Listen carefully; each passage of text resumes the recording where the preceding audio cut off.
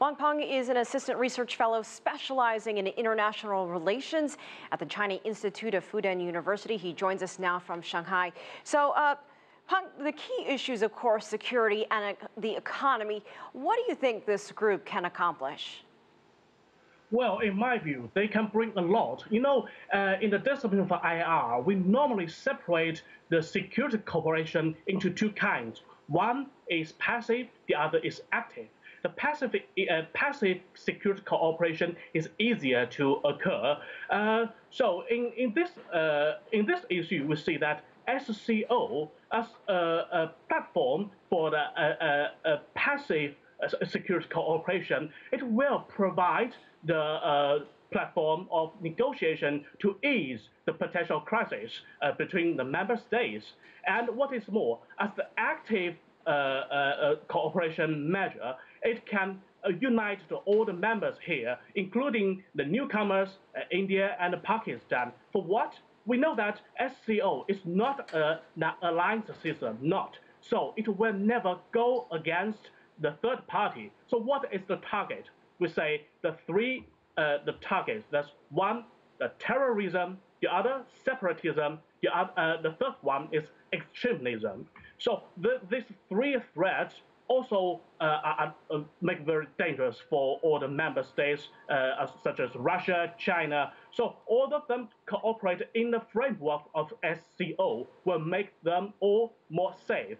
And on the other side, for the field of economy, we know they share a very high level of economic complementarity. So we can see that they make more infrastructure buildings and share the network and will make more prosperous economy for all members in the SCO. And Peng, you mentioned it, India and Pakistan are joining the SCO as new members. Talk to us about the significance of that, what they bring to the table, because really, with all these countries combined, they make up half of the world's population. Exactly. So this, generally speaking, in my view, is a good news. Certainly, it's a good news. After the joining of Pakistan and India, we know SCO will cover more than 1/3 of the world of the land, from Arctic Ocean to Indian Ocean, from the Baltic Sea to Pacific Ocean. There's a large territory covering more than a half of the population on the Earth.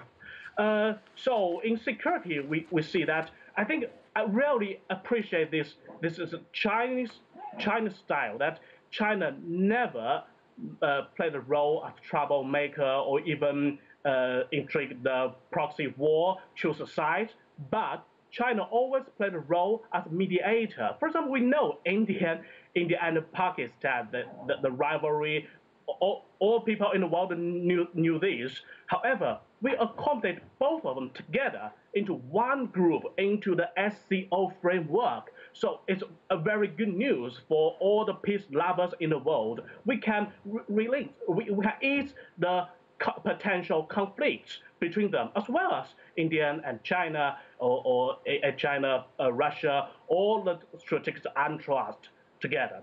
All right. And what is more? Go ahead. In the economy, as just now I have mentioned, that the economy of them share very high level of mutual complementary. For example, say India has very prosperous IT industry, yes. Russia, as a major supplier of fossil energy, oil, natural gas, as well as the five countries in Central Asia, while China, the newly rising economic engine of the world. So they need each other. So why not? Why not they come together, united together, and make a bigger framework to help each other make a better future?